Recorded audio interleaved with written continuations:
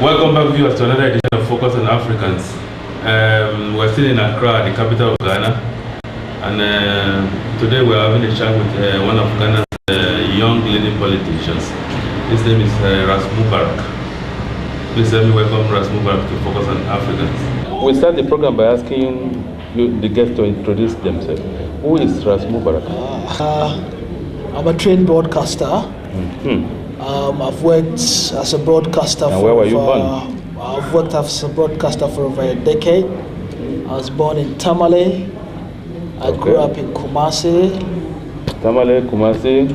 I have worked in some of the major regions of Ghana. Yeah. The northern region, briefly in the Brownsville region, Ashanti region, and Greater Accra before I completely decided to, give up my exciting career in broadcasting for something, very challenging, which is politics, which is what I'm doing currently. Okay. Let's go back to the beginning. What do you remember from your upbringing when you were growing up in Tamale? Tamale is one of the exciting places, to my mind, in the country where it holds, some of the finest opportunities for integration. Okay. Because there's that brotherliness. Very cosmopolitan. A lot of people feel at home being in Tamale. Okay. Cost of living is so okay. I mean, you could ride your bicycle and nobody would give a heck. Okay. You could ride your motorbike, and the people are mainly people involved in agricultural business, which is the mainstay of Ghana as a country. But for me, growing up in the barracks, because none of my family was a member of the military, but we lived closer to the barracks. Okay. I lived at Norib village and then to Jisonaili, which are all suburbs next to Kamina Barracks. And I started my schooling at Kamina Barracks, so it was good getting to school in the morning and seeing the military people drilling. It was so exciting that I really wanted to be a military man. What stopped you? I tried signing up sometime in the 90s, and I think they said something to the effect that I was too short for it or something. Okay. So that cut short my military career.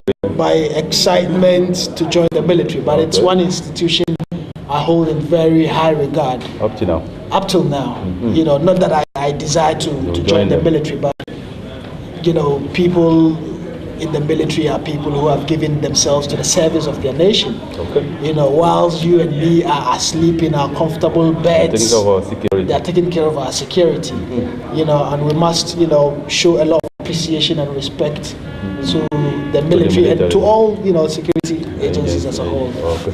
Let's talk about your parents. What type of parents are they? My dad used to work at the Ghana Water and Sewage Corporation, now Ghana Water Company or something like that. And my mom was a trader. I'm the first child in a family of 4. Okay. You describe yourself as a spoiled child? No, nothing like that. I had to work hard for everything that I have and for everything that I have achieved. But I grew up in a very exciting, loving family. I have 2 sisters and a brother.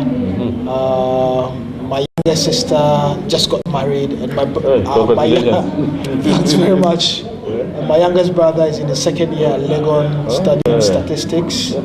The one who comes after me is an MBA holder from Ken UST. Wow. And we've always, seen education as our passport into the future.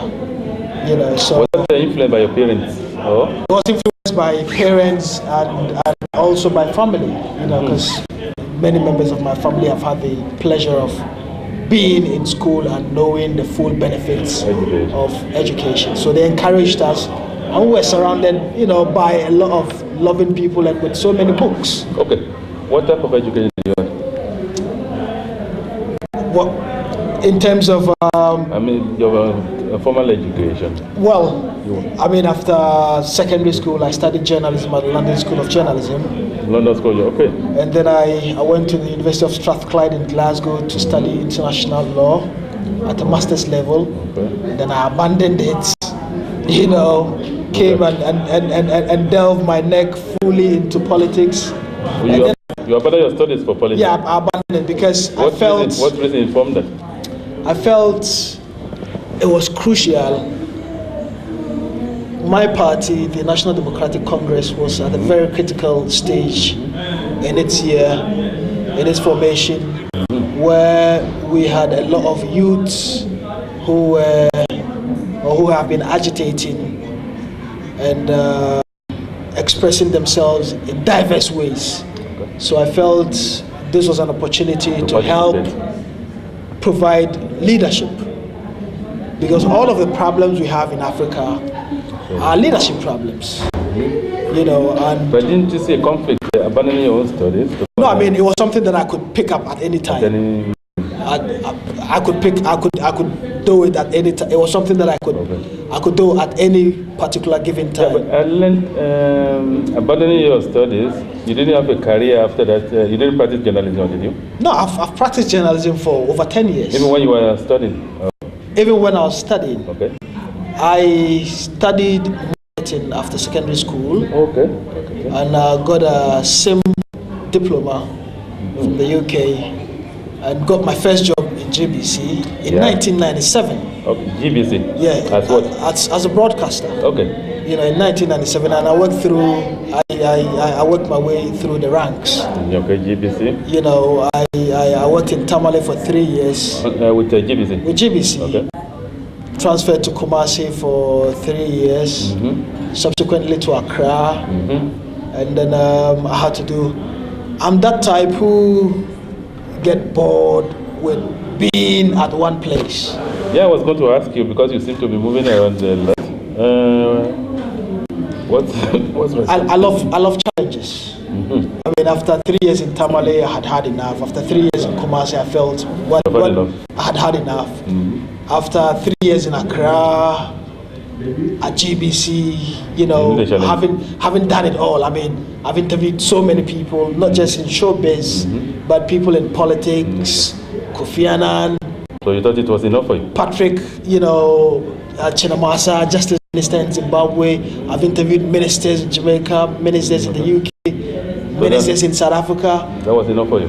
And for me, what was there to achieve that I haven't done as a broadcaster? No more challenges there? No more challenges. I mean, I've traveled to I've covered international conferences, I've covered politics from Liberia for the African Courier magazine. I used to be the Accra correspondent for African Courier for about 8 years. Oh, the German-based magazine. You seem very fluid in your career movement. And have you settled down now? Have I? Have you settled down? Have I settled down? Yeah. I'm still looking at so many things. I do not see myself as a jack of all trades, but I see myself as someone on a mission, hoping that I can contribute my quota of expertise towards nation building. From a GBC, what happened? From GBC, I left to study in the UK. Okay. At the University of Strathclyde. Okay. Law. The law. Okay. And then when I came back, I contested for the position of National Youth Organizer of your party. Of my party. And one of the reasons why I left that course in the UK was the fact that I was self-financing my education. Okay. And there had been restrictions on non-European students working. Okay. I mean, you couldn't work 10 hours in a week to get by and pay a tuition fees of about £10,000. A lot of financial challenges. Constraints, so I said, no, let me come home and do a lot of things. But whilst in the UK, I was involved in politics. I mean, I was going to ask you, you're relatively young. Does politics run in your family? What is the attraction for you? Service to nation and service to continent. I mean, I've had family members who've done politics at local, grassroots and national levels, but the motivation was I was never really motivated to do politics by any family member or friend. It was your own. It was all my own decision, and I felt, look, something has to be done. Yeah, but for many young people, this politics is a very dirty game. And the question now is, individually and collectively, what do you think we can do to remedy this? I think the people who have shaped the world are people who've made the greatest impact. Are people who have been fairly young. You can talk about Fidel Castro, who became leader when he was in his early 30s.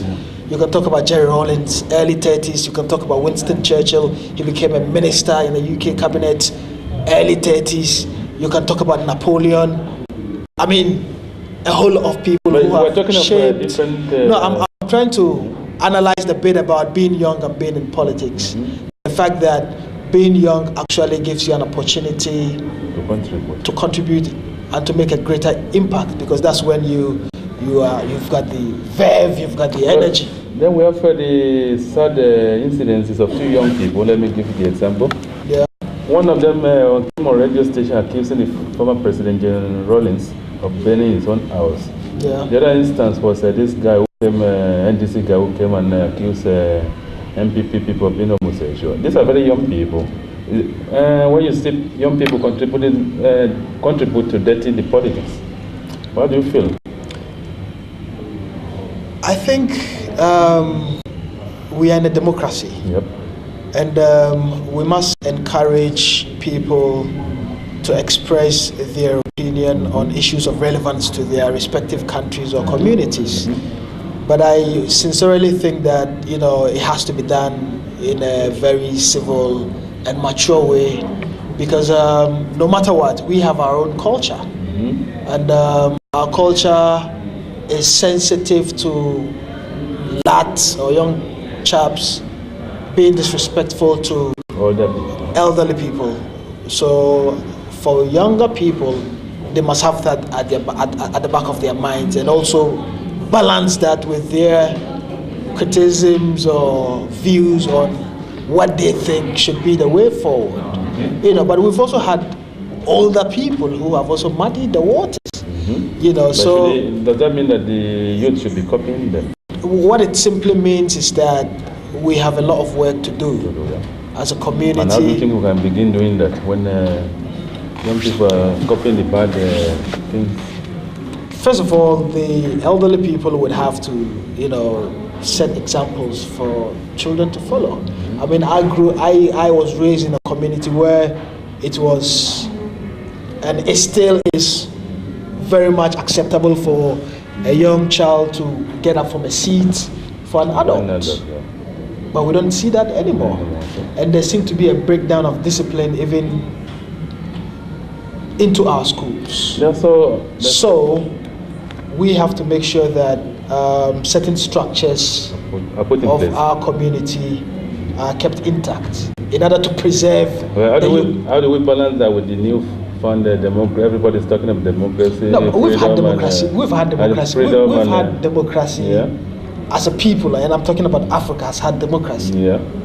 Not the Western type of democracy. But we're present in the Western type now. For centuries on end. I mean, look, take any traditional community. Yeah. The chief or the king is there. The chief has got his retinue according to rank. His security people. And when problems are presented to the chief's palace, he doesn't arbitrarily decide that I'm sentencing you to death by hanging. There's a council of elders who would deliberate on the merit and demerit of the issue. So we've had all these structures, and we must incorporate that. But the reality is that we didn't incorporate it into our constitution. We took the Westminster, then later we took the presidential forms of government without thinking back at our own traditional realities. And that's what how do we begin to? Is it not too late?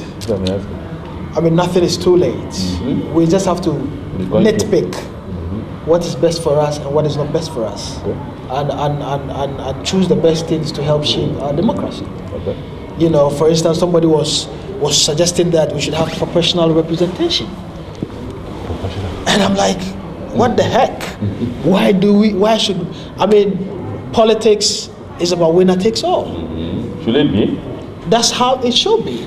Why should I share the spoils of war with somebody I had competed with? That comes back. Why should politics be war? No. I mean, I'm figuratively. Yeah, figuratively. Why should we have a competition and the winners should share the spoils of the victory with the losers? Then why did we have a competition in the first place? You came in with the idea that our traditional system should be incorporated into the new dispensation. I'm saying we should look at what's best. In our traditional setting, there are no winners or losers. We didn't divide our society into winners and losers. In our traditional settings, we have the traditional authority and the people who are governed. Do you think that that leadership should be organic? That young people should take their time to learn from instead of being on the front line of politics? No, I mean that's where young people belong. Young people belong to the front line of politics because they are stakeholders. Decisions that are made. You don't believe that it should be organic? That they should learn from the more elderly people? Politics is a science. And is it? Yes, it is. And I don't think it's the exclusive preserve of people in their 50s, 60s, and 70s. No, that I'm not advocating that they should be excluded, but that they should not go into frontline politics. There should be a system where they graduate, where they're grooming them. Obviously, I mean, for us to have better quality politicians, those structures are necessary. But we should also have a knack for identifying talent. I mean, if somebody is 28 or 25 and he can do a very good job, why does he have to wait to graduate through the ranks? They should be put on the front line. Because we've had people, Napoleon conquered the world at 28 for crying out loud. That was in a different era, man. Churchill was in his... Gerald, look at Barack Obama in the U.S. currently. We have a mayor. I can't remember his name exactly. Who is in his early 20s. We're talking of the president of the United States or the mayor in the United States. Yeah. There are structures in the United States which we are lacking back home. The institutions are stronger. The structures are stronger. Politics is politics. I know politics, but the head of the American president does less than the president of Ghana, because there are institutions in the US to take care of things for him. I do agree, but what I'm saying is that why should you restrict someone? It's not a restriction. The political party is an organization. Yeah, should have structures. They should have structures. That's why we have. That's why we have. Almost every respective, all respective parties have youth wings. Where youth of the parties rise through the ranks. We've had the likes of Haruna Idris who are now ministers rise through the youth wing. But so you think it's a good system to groom them then? It's universal. But we must also not hesitate to elevate people who are intelligent and who have an understanding of geopolitics and who can best provide solutions to problems. Because we are looking at how best we can reduce the deficits, we're looking at how best we can bring relief, succor to people. You are another articulate, but most of you're talking about issues. But if you look at the discussion on Ghanaian policy, they're mostly based on personalities, insults, and things like. You are talking issues here now. You are talking. But how do you get your parties to do this? To do the same instead of mustling it? With the NDC, for instance, we are looking at setting up sort of a school where we would take people, especially from the youth wing, through all of these training in political management. And I think it's a very, very magnificent step. And I also would encourage young people to take time to look at issues, learn the ropes. There's a lot you can do by observing. You know, and some of us are able to do what we are doing because we have observed, you know, for a very long time. You know, and observing is one best way of learning. Apart from politics, what does Ras Mubarak do at the moment? I'm into consultancy. Consultant, what do you consult on? I give my services, my advice on media. Media consultancy. You know, media management. How's it going? It's going well. I mean, we recently had a program, I coordinated a program for the WHO. Okay. And we are looking to getting a lot more clients sign up to the program because I just returned to the country from Norway, where I was doing a lot of things, including you know, studying for a postgraduate in international development, which I have completed successfully. Okay, congratulations. Thank you very much indeed. And it's going well. It's a bit topsy-turvy. Yeah. The media consultancy, you mean? The media consultancy is going well. It's especially when you are a politically known face like me. It's difficult for clients from opposition to feel comfortable giving you work to do, even though you can best do the job. So how do you think you can overcome this obstacle? I'm a very, very liberal-minded person, very liberal. I have friends in all the political parties. You'd see friends come to my house, I go to their houses, and you know, we talk as Ghanaians. Career-wise, your political orientations hampering your media consultancy work? Well, I mean, that's a price I have to pay. Okay, and you're willing to pay? There's a price for everything. Okay. You know, I believe politics should be used as a tool for change, and if I have to be in politics to bring about that change, why would I not sacrifice a few contracts, you know, to bring about that change? Because it's not necessarily about me. It is about the fed up man in the street and the people who are finding it difficult to get by. It is about the over 10,000 graduates annually who cannot get jobs. 10,000. Because we churn out about 18,000 graduates per annum. Creating 8,000 jobs. We create about 8,000 jobs. The public service takes about 5,000. Private sector takes the rest. The 10,000 others are roaming about. And we need to create opportunities. We need to have a system that would look at how we can make sure people have access to either further education or jobs. Because if we do not do this, we are perpetuating poverty. But you graduated from school, you set up your own consultancy firm. Why are the other people, the 10,000, why are they not entrepreneur enough to start their own? I mean, I've had a lot of experience. I've practiced journalism for over a decade, you know, 13 years. And I've done some other things. I've made some small. I've made some small money as well. Challenge yourself to do those things. I've made some small money as well, because which is a critical issue for young people, for young graduates. So the opportunities were there for you, or you took the opportunity? I mean, you challenge yourself to become what you are. Yes. Or were you born with a golden spoon? No. I mean, if it was possible for you, why do you think it's not possible for the other people? I can't speak about other people, but I think... But is this something you discuss with them when you meet But them? I think our society generally has some inhibitions for graduates. For instance, if you are looking for a job in your if someone were to be looking for a job in your company, you would be expecting some job experience. Where does the person get that experience if they don't work? It's a catch-22 situation. It's a catch-22 situation. Okay. We have to create the avenue for people to access internship, to access, you know, to build up the experience. To build up the experience and be able to work. You were in Norway. Was that the first European country you went to? No. Tell us about your European trip. My first European trip was to Germany.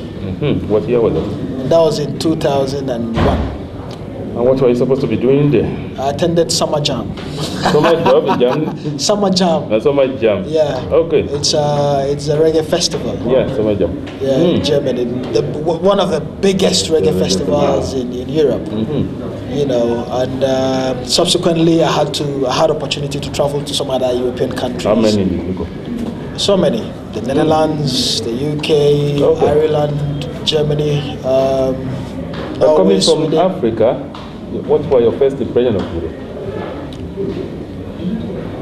I mean, we had seen stuff, the movies. We had fantasies of what Europe really held. Seeing it first time I was awestruck by the magnificent facilities, especially the tubes, the underground, the efficiency. And I kept thinking to myself, wow. It was built by a human being? No. I did. Of course it was built by a human being, but I kept thinking to myself, how was it? How I would wish this were Ghana, where, the trains run on time, where the streets are clean. The streets are clean, where people kept to their time. The lights are working. And so on and so forth. And there was also a difference in visiting and staying. Yeah. And I was struck by staying when I went to the UK, because I realized it was a completely different thing. Where you have to stay there. Where you have to stay and work. Then you see some other realities. You see some other reality. Can you tell us some of the other realities? Well, I mean, if you don't work, you wouldn't eat. The money was everything. Money was everything, and people were so busy. Everybody was rat race. It was a rat race, running to meet deadlines. You see people running, to catch a bus or train to work. Running to eat their lunch. Sometimes you hardly find time to eat your lunch or dinner. You go to work 12 hours, 8 hours, whatever, just to get by. So you were combining, no time. You were combining studies with. I was combining studies with work, and it wasn't easy at all. You would have to work to pay your way through school, and it was difficult. And I have a lot of respect for Africans who have gone through the mill, who have experienced it, and have come home to contribute their quota of expertise to their nations. Because when you go through all of that madness, you feel some bitterness for your country sometimes. Bitterness. Why is that? Bitterness because your country is blessed. Look at the gold, look at the oil, look at this, look at that, and yet you cannot even have quality education. You have to go to foreign countries to get quality education. If you look at the world rankings of the universities, our universities don't come any near. And I made it a point to attend that. Look, I would access some of the best universities if I have to. And that is why I went to Strathclyde, which is one of the top 10 universities in the UK for the study of law.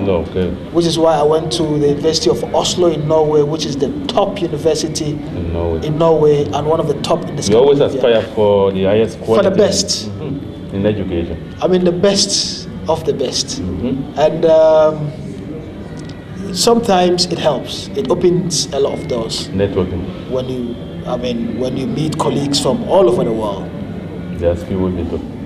You would be able to network and be able to, brainstorm to bring about solutions to the many problems confronting the world. And today's challenges are not only challenges for Ghanaians or Nigerians or Africans. They are challenges for everybody. We're living in a global village, and things that affect Ghanaians affect people in Malaysia or in the Maldives or in South America. When you talk about issues of climate change, for instance, it's a global warming is a global thing that everyone has to contribute their share. So you were in Norway, you were in England, and you say you feel sorry for our brothers and sisters working there. No, I don't. I didn't say I felt sorry for them, but what I meant was it's tough, especially when you are studying and you are not on scholarship. You have to combine 2 or 3 jobs. You have to break bones to get by. And as time changes, they are making it more and more difficult for African students to come and access education. For instance, in the UK, they've changed their whole system where non-European students are allowed only 10 hours a week of work. And my brother, that's nothing. 10 hours a week is like roughly, maybe 50 pounds. When you're paying your council tax of about 80 pounds, when you have to buy you expect food, you to get money from Ghana. When you have to pay your tuition of they about... expect you to get money from Ghana. I think some people have also not helped much because people have gone in the name of studying and ended up not studying. So it has changed the dynamics. If I ask you a question, what was the single thing that impressed you the most in Europe? Facilities, especially education. Facilities.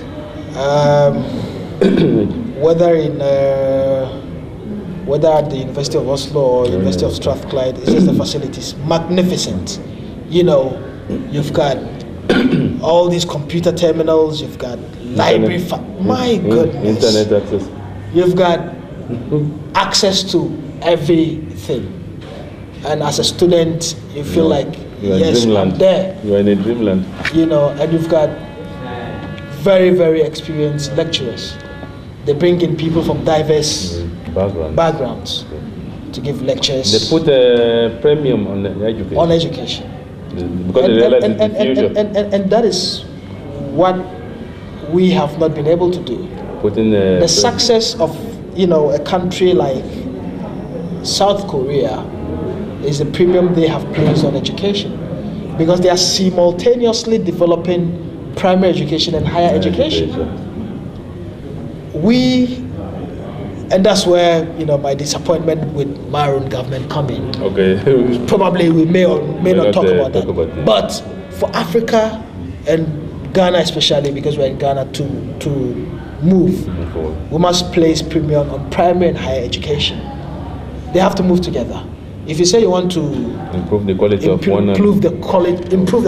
of primary education, leaving higher education, you are creating difficulties. And in Europe, what was the single thing that put you off the most?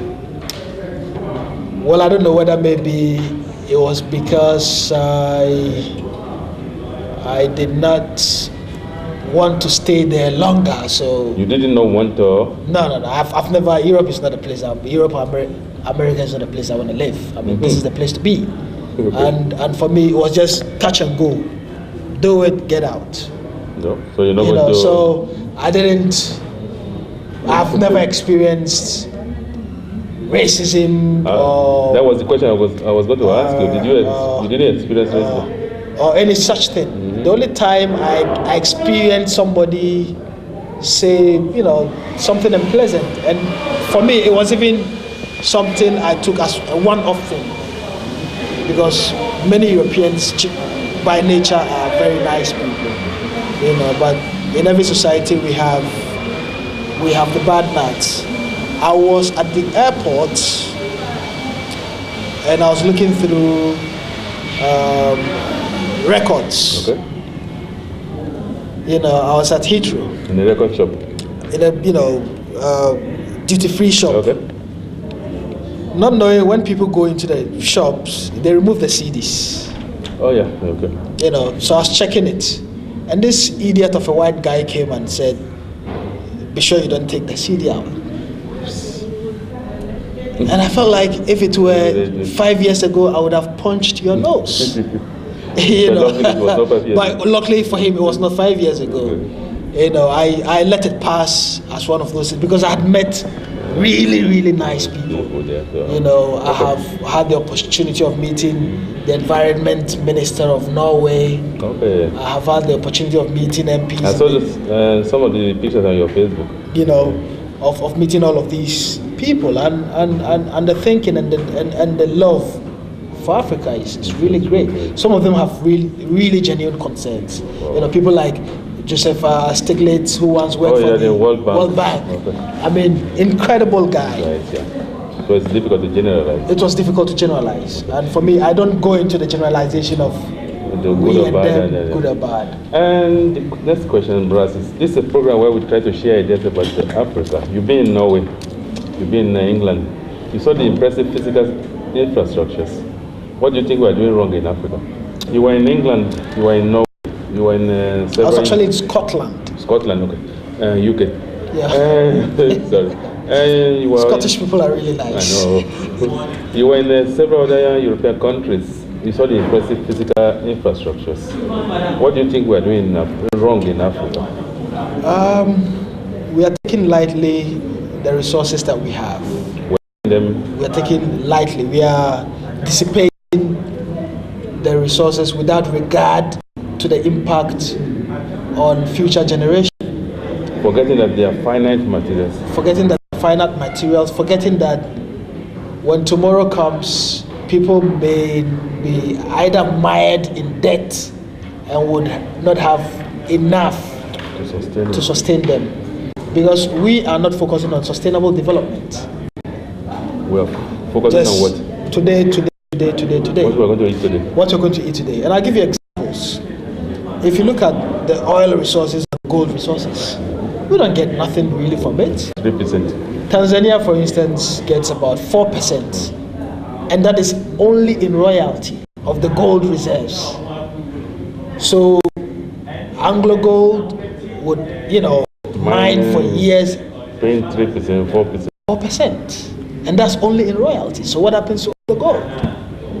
And that is because our people have entered into wrong-headed agreements. But it's a vicious cycle. How do they break out of it? We need radical leaders. We have had radical leadership in the past. Yeah, but you realize those radical leaders have, been taken out of the way by collaborators from within and from without. So we must make sure that we put our nations first.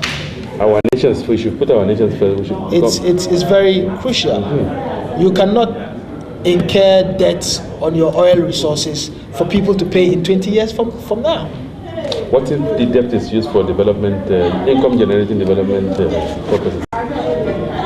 Contracting debts, loans in itself is not a bad thing, because you could use loans to create income generating what? But the magnitude and the terms of those loans count a lot. And more often than not, we contract loans which have all sort of strings attached to them that inure to the benefit of our people. And I think we've got to be very, very careful when we are entering into some of these agreements. Do you think the people in Europe, for example, in Norway, you see every day people are creating, they are moving ahead. So we seem to be in the same... Norway in the 50s was a very... 50 years ago, was a very poor country. Not relatively. When they discovered the oil, they made sure, they got value for money. The sovereign something. And they brought in people who knew what they were doing to help them secure the oil resources. What do we do with our resources? When we contract loans, the money we make from cocoa and gold is what we use in paying off those, in servicing the debts. Did we go or did we come? So how do we make a break then? Do we break and stop? Economic theorists provide different opinion on how we can get out of it. Leftists will bring a different idea. Right-wing people will bring. What is Ras Mubarak bringing to the table? My idea is that, I'm a socialist, and I do not believe in contracting loans for children of tomorrow. Where do we get the money from? We can internally generate the money. First of all, our people have to understand that nothing is going to come to us from heaven. No manna would come to Africans from heaven. But we have friends in the West. But when we give them whatever we are giving them, they want something in return. Whatever they are giving us, they are not giving us because we have the nicest faces and the most beautiful women. You told me that you have met some fantastic people who are very passionate about Africa. So Government, can you give money? I mean, individual people are different from the system. There are people, even Westerners, who hate their governments. For giving it to Africa? No, who hate their governments because their governments' policies are so negative, especially on climate change, on reducing poverty, on wars, and so on and so forth. So what we need to do is to engage everybody, bring ideas. What do we want to do with our resources? So that we avoid a situation where one party would come and abrogate a laid down plan for development. We've got to have a vision of where we would want our respective countries to be 10, 20, 30 years from now. You want something like a development plan? A development plan, and then we generate resources internally. And I'll tell you what, like I said earlier, no one is going to give us money because they like our face. Yeah. So our governments must make sure the people understand this political reality. So, can you we have to pay for everything we want. I mean, if you're a father and you want to ride the nicest car, you have to pay for it. Yeah. If you want your children to be in the best of schools, you have to pay for it. Okay. We would have to pay through taxation, through making sacrifices for the benefit of tomorrow's generation. So that's where the founders of America made sacrifices for today's generation, and we have to make it a point to sacrifice, not for ourselves but for our children. In this generation where everybody's thinking of me, do you think people are willing to sacrifice? I think if we educate our people enough, they'll be willing. We would be willing to sacrifice. I mean, how many of us in low and high places even patronize local products?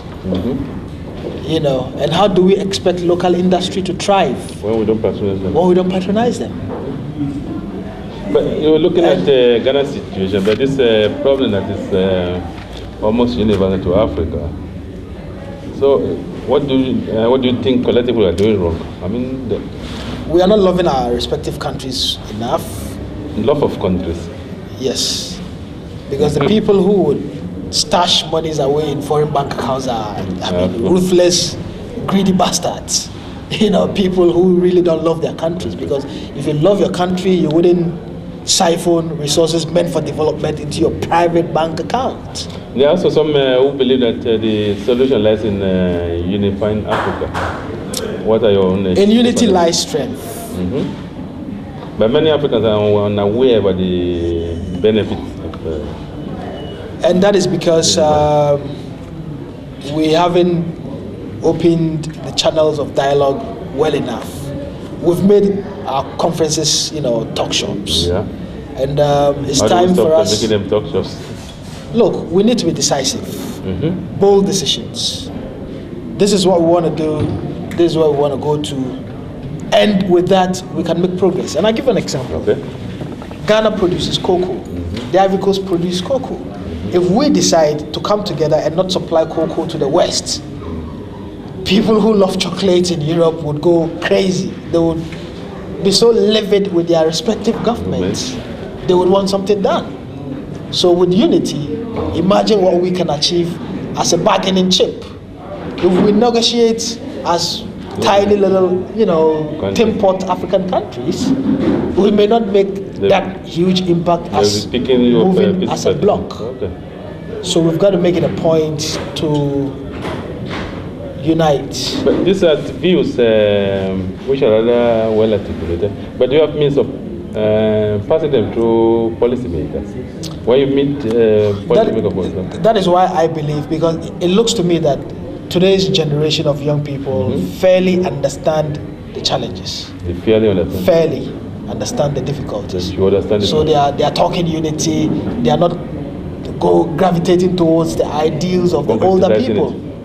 Okay. So we as young people have to be activists, spokespersons, and make sure that we use this as a grassroots movement to help bring about this change that we want in Africa. All right. Without a grassroots movement, it will be impossible. When the people decide this is what we want, no government can say no. What vision do you see for Africa then? I see a brighter future, but a future that would be peppered with a lot of perils. Gradually, we are seeing a reduction of conflict situations in Africa. And that is very impressive. And we should keep at it. And I also see a situation where we seem to begin to understand the challenges. You have the feeling that the people are understanding the challenges? I have a feeling that people really want something done. I mean, Abdoulaye Wade in Senegal, one of the positive guys on the African continent. There are a few other positive guys who want something done. So like-minded people must come together and keep talking about it. Okay. Keep talking about it. You're not pessimistic about the future of Africa? No, I'm not. I'm very hopeful that, look, great empires, kingdoms rise and kingdoms fall. We've seen countries who were very powerful, empires were powerful, who have ended up collapsing. Okay. And there's currently a theory that America, after this success, would be on a decline. And we are seeing it through China. Right now, people are learning Chinese, and I would encourage Ghanaians to learn Chinese because China is the future? It's a global village. We're talking about business. If the money is there, follow it and make the money for your people. It shouldn't be based on sentiment. It should be based on. It should be based on reality. What is in the best interest of our people? How do we get a win-win situation for our people? Okay. Sometimes you are faced with certain difficulties that you just don't have a way out of it. Government signed contracts. Another government come in, so radical they want to abrogate them. But you realize that you realize that there are difficulties in extricating oneself from those contracts. Okay. So we have to look at reality and what would be in the best interest of our people. Yeah, on this positive note, we're going to end this edition of Focus. I thank you very much for sharing your ideas with us. It has been very interesting talking with you. Thank you very much. Yeah, viewers, the program is Focus on Africans, and today we've learned a lot from Brother Ras Mubarak. Yeah, very articulate, youthful, a lot of exuberance. And this is a program where we try to share ideas. Our continent should not be, we have no business being poor, honestly. He has been to several European countries, Norway. Luckily, they have oil in Norway. But most of the European countries have got no resources at all, but on top there, they have superb infrastructures. But we're sitting on wealth in Africa, gold, diamond, name it, we have got it. Our people are wallowing in poverty.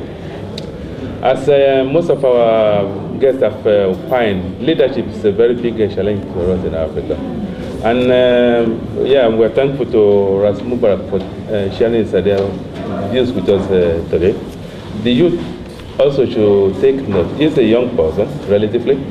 And if more and more of them more of you are taking to views, sharing ideas with brothers like Ras Mubarak, our continent will also be aspiring to be on top there with the Chinese, with the Indians, and with the Americans.